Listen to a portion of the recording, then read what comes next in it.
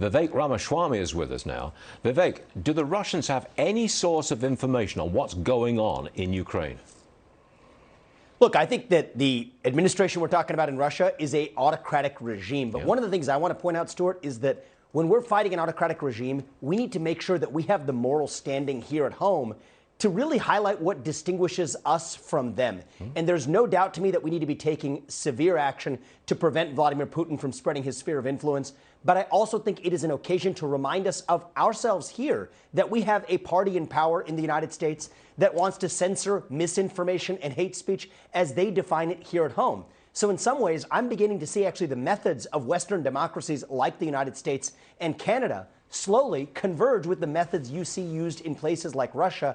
And I think that's one of the under-discussed issues that we need to pay attention to in this time of crisis, where you have a 45th president of the United States, say whatever you will about him, does not have access to Facebook or Twitter here. You have Vladimir Putin, who's shutting down Facebook and Twitter over there. We have to ask ourselves what distinguishes us from the other side in order to really have the moral authority we need to in order to lead the free world. That's, I think, one of the issues we need to be talking about more. Okay, and we will talk about it more. Thanks for raising the issue, because I've not seen it put in those terms before.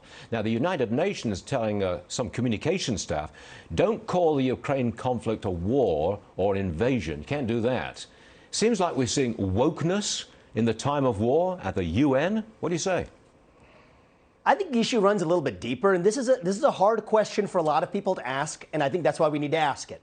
What is the purpose of the United Nations today? And has it outlived its purpose when it was created decades ago? I mean, if you think about, there are 5 permanent members of the UN Security Council. Russia and China are 2 of them. I personally think that their aggression represents one of the greatest threats to the free world today. In what ways is that helping actual world progress? In what ways is it impeding world progress? Is it going to become an institution that's ultimately beholden to the very kinds of powers it was supposed to contain? The UN Security Council was created in 1945. Pre-1945, you had an axis of Germany and Japan. That was the axis that we were supposed to contain with a force like the UN Security Council. Now, actually, it's Russia and China may take the places of Germany and Japan as we look ahead to the next 10 years.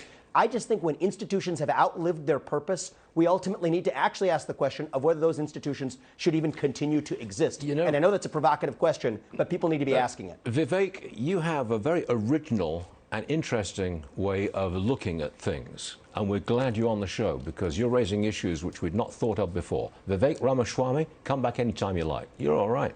See you soon. Thank you.